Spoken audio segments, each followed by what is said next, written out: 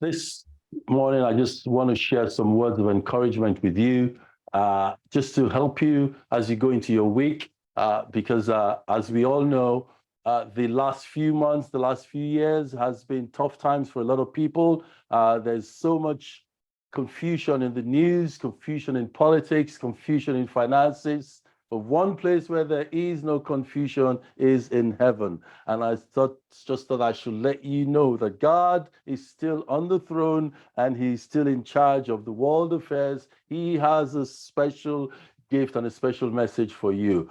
This morning, as I was going through my Bible study during the week, I came across a story in the book of Haggai. Now, it's an Old Testament book. Maybe some of you read it, maybe some of you don't read it, but it really doesn't matter. It's just about the Old Testament times when God brought the people of Israel out of bondage, 70 years of bondage, and then he brought them back to their land, and they began to rebuild the temple that was destroyed.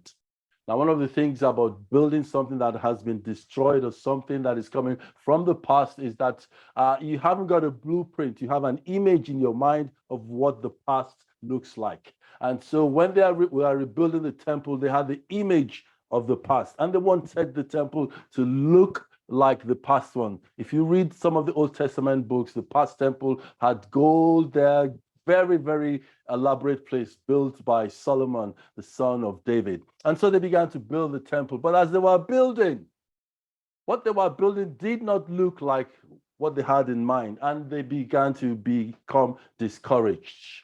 That discouragement led them to leave the work that they were doing and such that they were distracted and decided to go back and abandon the vision that God had given them.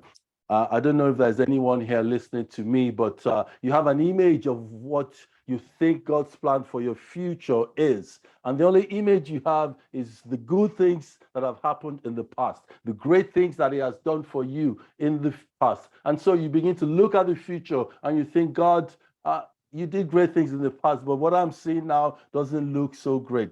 Well, don't be discouraged. Let me just read what God sent to his children through the prophet Zerubbabel in the book of Haggai, chapter 2. I'll read verses 4 and 5. If you have a Bible, you can open Haggai chapter 2, verses 4 and 5. Reading from the Amplified Bible, the word came, "But now be courageous, Zerubbabel, declares the Lord.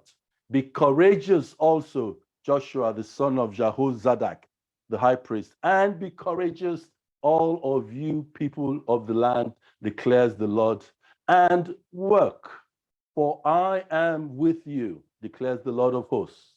Verse 5 says that, "As for the promises which I made with you when you came out of Egypt, my spirit stands firmly and immovable and continues to be with you. Do not fear." Yes, so as you go into your week, let me just speak 3 words from this little passage that will encourage you. Number 1, be courageous or be strong. Don't look at the wind. Don't look at the news. Don't look at what's going on around. Only lift your eyes to God, because that's where your help comes from. So be strong, be encouraged, be courageous. Number 2, continue to work. Continue to put your hand to work. Continue to work on the vision, on the project, on the business, on the career, on your family, and on your relationships. It doesn't really matter what you see. It may not be as beautiful as you think it should be, but let me assure you, just continue to work on it, because it's going to be better than the past. And finally, let me assure you, as God says here, that he is with you and he will help you. It's not by your power, it's not by your strength. As a believer, we believe that God is with us, God will help us. So as you go into your week, be strong, be courageous, put your hands to work, and remember, God is with you to help you. Have a blessed week.